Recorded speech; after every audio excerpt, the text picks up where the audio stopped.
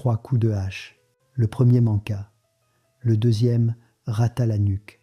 Le troisième, le bourreau dut finir avec un couteau.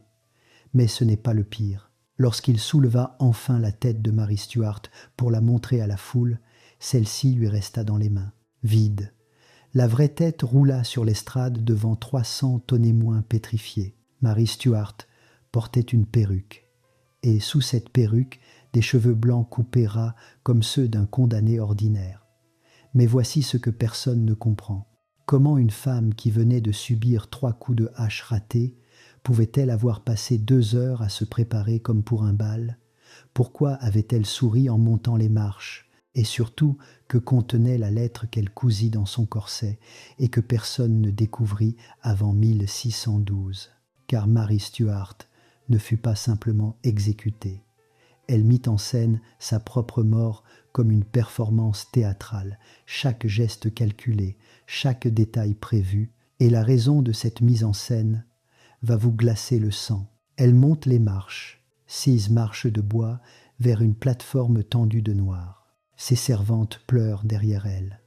Mary Stuart sourit, un sourire paisible, presque joyeux. Les témoins en sont troublés.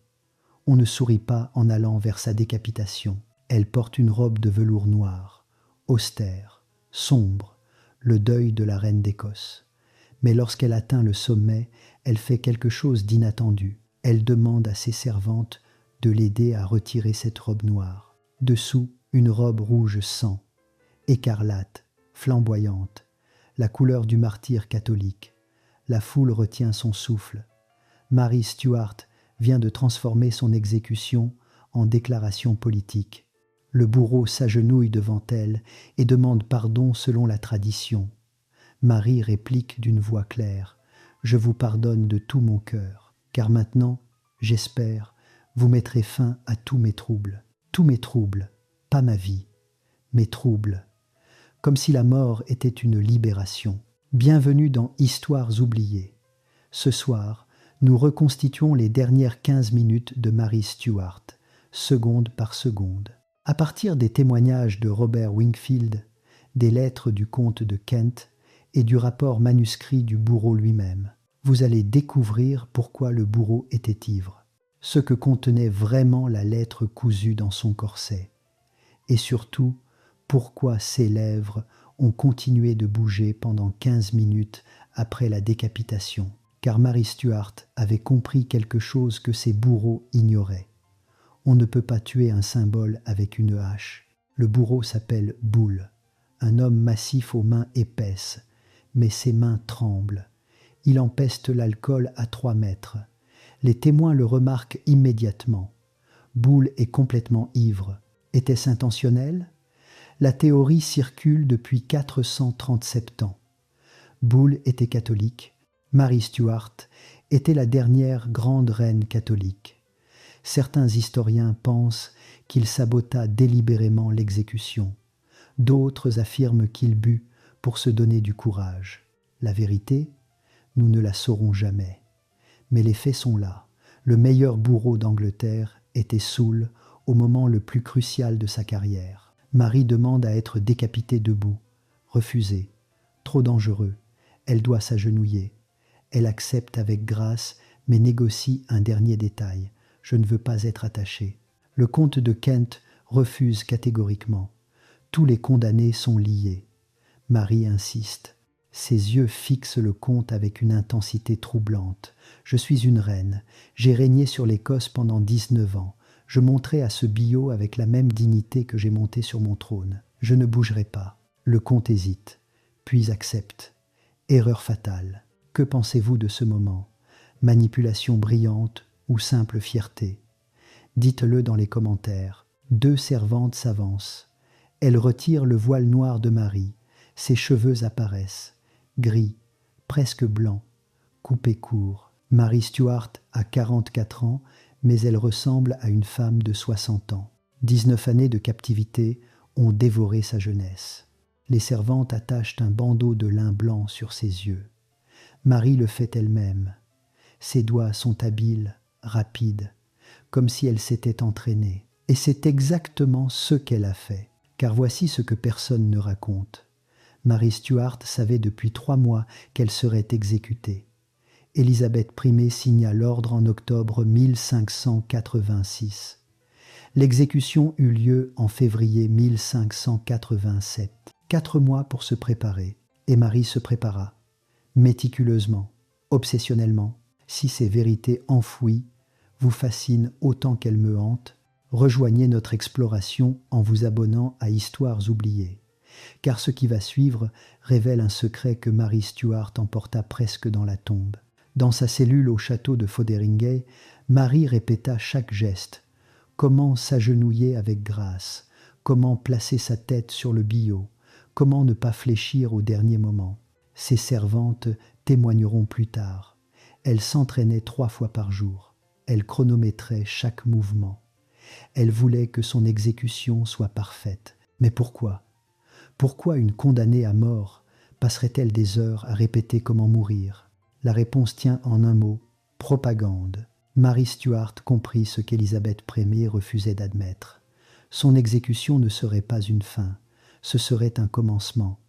Les martyrs catholiques changeaient l'histoire, les reines martyrs encore plus. Si elles mouraient en pleurant, en suppliant, en luttant, alors Élisabeth aurait gagné.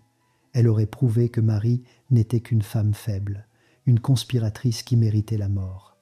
Mais si elle mourait avec grâce, avec dignité, avec un sourire, alors elle deviendrait immortelle, un symbole, une sainte. Et les symboles sont plus dangereux que les reines vivantes. Croyez-vous que c'était du courage ou du calcul politique ? Partagez votre avis. Marie s'agenouille devant le billot, un bloc de bois de 30 cm de haut. Elle pose son menton dans l'encoche. Ses mains agrippent les montants latéraux. Elle prie à voix haute en latin. Immanus tua, Domine, commando spiritum meum. Entre tes mains, Seigneur, je remets mon esprit. Le bourreau-boule se positionne. Il soulève la hache. Une lame de 60 cm, 4 kg d'acier affûté. Il vise la nuque, il frappe, et il rate. La lame s'enfonce dans l'arrière du crâne. Pas la nuque, le crâne. Mary Stuart pousse un gémissement étouffé. Ses mains se crispent sur les montants, mais elle ne bouge pas. Elle avait promis de ne pas bouger. Elle tient parole même avec une hache plantée dans sa tête. Boule panique. Il retire la lame. Du sang gicle. Il frappe à nouveau. Cette fois, la lame tranche partiellement la nuque, mais pas complètement. Un lambeau de chair retient encore la tête au corps. Les témoins sont horrifiés. Certains détournent le regard. D'autres vomissent. Le comte de Kent hurle sur Boule. Finissait en « Boule lâche la hache ». Il sort un couteau de boucher de sa ceinture. Et il scie le cou de Mary Stuart comme on découpe une volaille. Imaginez cette scène. Pouvez-vous seulement concevoir l'horreur ? Écrivez horreur dans les commentaires si cette image vous glace. Enfin, la tête se détache. Boule la saisit par les cheveux pour la brandir devant la foule selon la tradition. Dieu sauve la reine Élisabeth, mais ses doigts ne tiennent que du tissu. La perruque reste dans sa main. La tête de Mary Stuart, avec ses cheveux gris coupés ras, roule sur la plateforme et s'arrête au pied du comte de Kent. Le silence est total, absolu. 300 témoins pétrifiés regardent cette tête aux yeux bandés qui gît sur le sol noir. Et puis quelque chose d'impossible se produit. Les lèvres bougent, lentement, distinctement, comme si la tête tentait de parler. Les témoins les plus proches jurent qu'elles formèrent des mots. Immanus tua, encore et encore. Pendant plusieurs minutes, le phénomène est médicalement documenté aujourd'hui. Après une décapitation, le cerveau reste conscient pendant 7 à 10 secondes.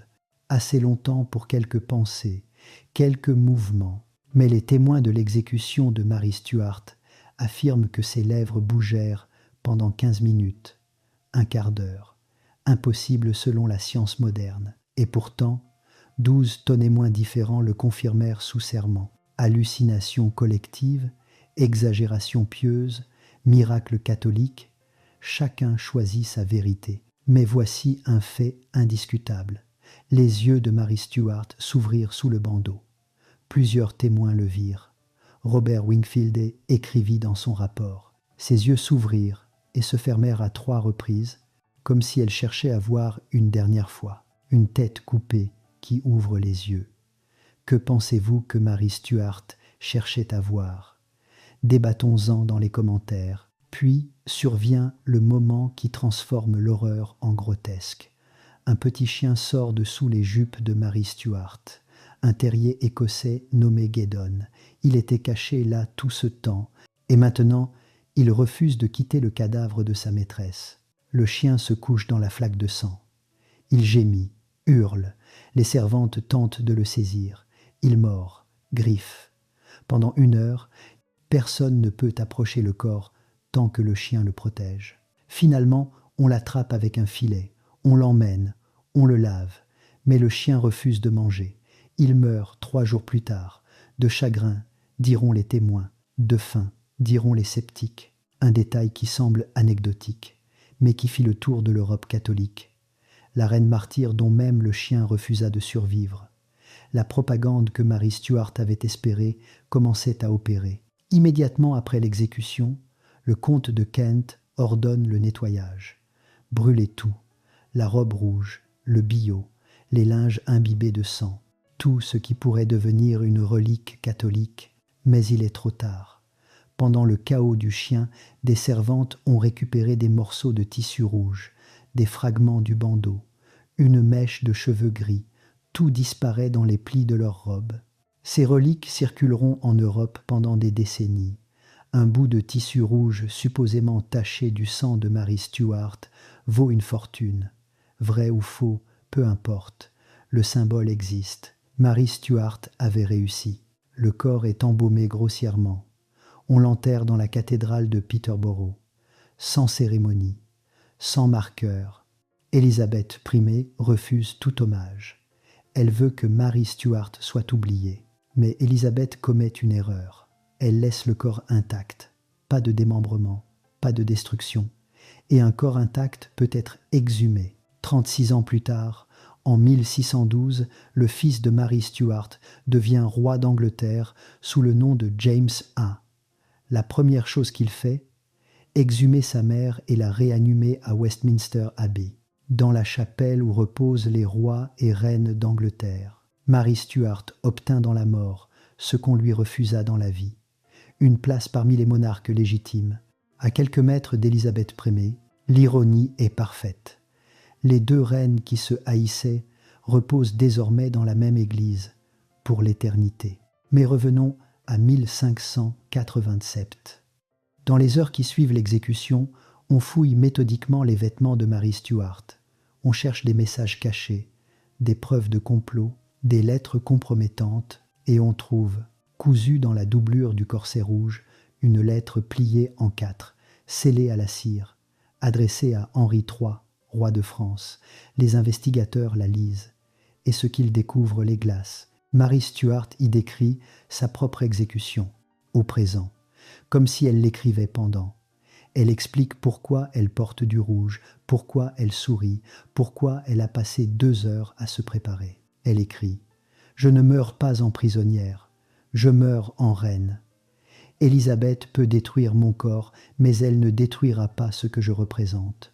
Chaque catholique qui apprendra ma mort comprendra que nous sommes persécutés. Et de la persécution naît la résistance. » Une lettre de propagande écrite avant l'exécution, mais décrivant l'exécution comme si elle y assistait. Mary Stuart avait tout planifié, jusqu'à la postérité. Pensez-vous que c'était de la manipulation géniale, ou simplement une reine qui refusait de perdre? Les meilleures analyses seront épinglées, la lettre ne sera jamais envoyée. Élisabeth Ier ordonne sa destruction, mais une copie survit. Un secrétaire la transcrivit en secret. Elle réapparaît dans les archives françaises en 1612, et son contenu confirme ce que les historiens soupçonnaient. Mary Stuart ne subit pas son exécution. Elle la dirigea comme une pièce de théâtre dont elle était à la fois l'auteur, la metteuse en scène et la vedette. Les conséquences de cette exécution ratée furent catastrophiques pour Élisabeth Ier. En Écosse, des émeutes éclatent. En France, Henri III rompt les relations diplomatiques. En Espagne, Philippe II accélère les préparatifs de l'Armada. Rome canonise Marie Stuart en martyre officieuse. Élisabeth Prémé tente de se dédouaner. Elle prétend ne jamais avoir voulu signer l'ordre d'exécution. Elle accuse son secrétaire William Davison de l'avoir trompée. Elle le fait emprisonner. Personne n'est dupe. La reine d'Angleterre venait d'exécuter sa cousine. Une reine ointe, une descendante directe des Tudors par sa grand-mère. Le sacrilège était complet. Mais le pire pour Élisabeth, la manière dont Marie Stuart mourut, avec grâce, avec dignité, en souriant. Élisabeth avait voulu détruire sa rivale. Elle créa une martyre, et les martyrs sont immortels. Pendant les 6 années qui lui restent à vivre, Élisabeth Prémé refusera de prononcer le nom de Marie Stuart, comme si le silence pouvait effacer la mémoire, comme si ignorer le symbole pouvait le détruire. Mais les symboles ne meurent pas, surtout quand ils sont nourris du sang d'une reine qui sourit en montant à l'échafaud. Aujourd'hui, 437 ans plus tard, que reste-t-il de Marie Stuart ? À Westminster Abbey, sa tombe attire des milliers de visiteurs chaque année, plus que celle d'Élisabeth Prémé. L'inscription gravée dans le marbre blanc dit simplement « Marie, reine d'Écosse et de France, mère de James Myrrhéen sur sa mort ». Rien sur son exécution, comme si ces 15 minutes atroces n'avaient jamais existé. Mais dans la mémoire collective, c'est exactement l'inverse. Marie Stuart n'est pas connue pour ses 44 années de vie. Elle est connue pour ses 15 dernières minutes. La reine qui porta du rouge sang sous sa robe noire. La reine dont la tête roula sans sa perruque. La reine dont le chien refusa de survivre. La reine dont les lèvres bougèrent pendant 15 minutes après sa décapitation. Vraies ou fausses, ces histoires ont construit une légende, et les légendes façonnent l'histoire plus sûrement que les faits. Le portrait le plus célèbre de Marie Stuart la montre en robe rouge, ce rouge qu'elle ne porta que 15 minutes, le rouge du martyre, le rouge du sacrifice, le rouge qui transforma une reine déchue en symbole éternel. Alors pourquoi Marie Stuart souriait-elle en montant les marches ? Parce qu'elle savait. Elle savait que son exécution ne serait pas une fin.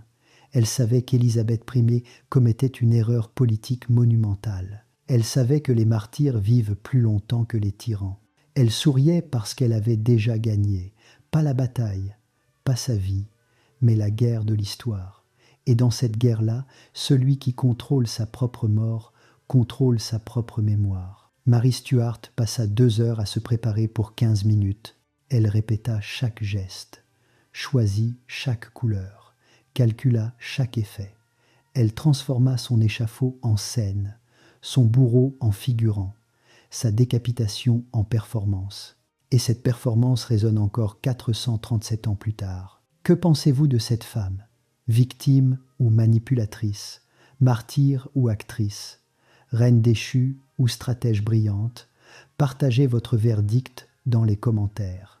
Mais Marie Stuart n'est pas la seule reine à avoir transformé son exécution en acte politique. Une autre femme, 246 ans plus tard, monta elle aussi à l'échafaud avec une mise en scène soigneusement calculée. Mais ce qu'elle murmura à son bourreau était encore plus troublant. Dans notre prochaine vidéo, nous révélerons les derniers mots de Marie-Antoinette. Pas qu'il mange de la brioche qu'elle n'a jamais prononcée, mais une simple phrase adressée à l'homme qui allait lui trancher la tête. Une phrase qui résume toute la tragédie d'une reine piégée par l'histoire. Abonnez-vous à Histoires oubliées et activez la cloche pour découvrir ce que Marie-Antoinette dit réellement avant de mourir. Car cette phrase changea la manière dont le monde se souvient d'elle. Une dernière question avant de nous quitter. Si vous saviez que vous alliez mourir dans 3 mois, passeriez-vous ces mois à vous préparer comme Marie Stuart, ou vivriez-vous chaque jour comme si c'était le dernier ? Soyez honnête. Vos réponses m'intéressent profondément, car au fond, c'est la question centrale de cette histoire. Quand on ne peut pas contrôler sa mort, peut-on au moins contrôler comment on meurt ? Marie Stuart répondit « oui ». Elle prouva qu'une condamnée à mort peut diriger sa propre exécution, qu'une victime peut devenir héroïne. qu'une reine déchue peut mourir plus royalement qu'elle n'a vécu. 3 coups de hache, une perruque qui tombe, un chien qui refuse de partir, des lèvres qui bougent pendant 15 minutes, et un sourire, ce mystérieux sourire que 300 tonnémoins virent et que personne ne comprit. Maintenant, vous comprenez, Mary Stuart souriait parce qu'elle venait de gagner l'immortalité.